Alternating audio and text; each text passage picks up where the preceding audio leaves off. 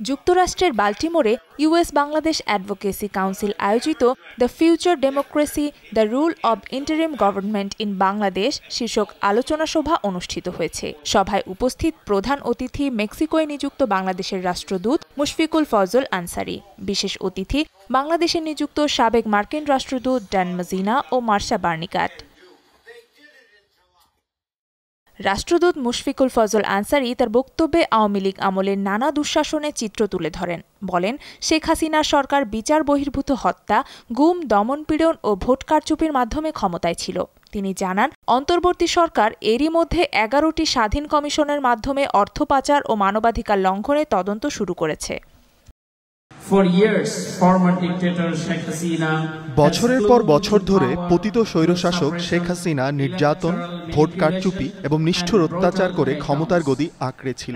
জাতিসংঘের সাম্প্রতিক এক মানবাধিকার রিপোর্ট অনুসারে শেখ হাসিনার সরকার বিচার বহির্ভূত হত্যা, গুম এবং বিরোধী রাজনৈতিক দলের প্রতিনিধিদের ওপর ক্রমাগত নির্যাতন সহ চরম মানবাধিকার লঙ্ঘনে জড়িত।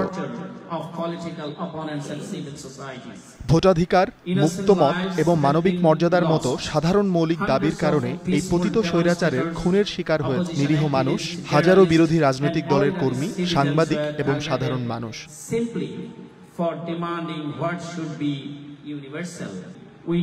আরও মর্মান্তিক হল জুলাইয়ে তরুণ শিক্ষার্থীদের ওপর পতিত সরকারের নির্যাতন।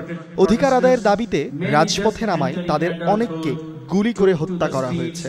তাদের এই আত্মত্যাগ ভোলার নয়।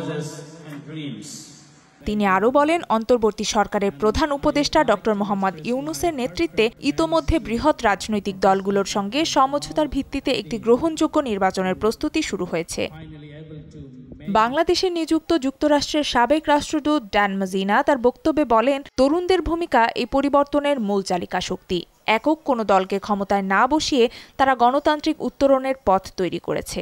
সাবেক মার্কিন রাষ্ট্রদূত মার্শা বার্নিকাট বাংলাদেশের কৃষি উদ্ভাবন, জলসম্পদ ও তরুণদের কর্মক্ষমতাকে দেশের মূল শক্তি হিসেবে চিহ্নিত করেন। তিনি মনে করেন, এই তরুণরাই অতীতে যেমন সংগঠিত প্রতিবাদে নেতৃত্ব দিয়েছে, ঠিক তেমনিভাবে গণতন্ত্র প্রতিষ্ঠার পথেও তারা কার্যকর ভূমিকা রাখবে। নুসরাত আহমেদ উর্নিশা, যমুনা নিউজ।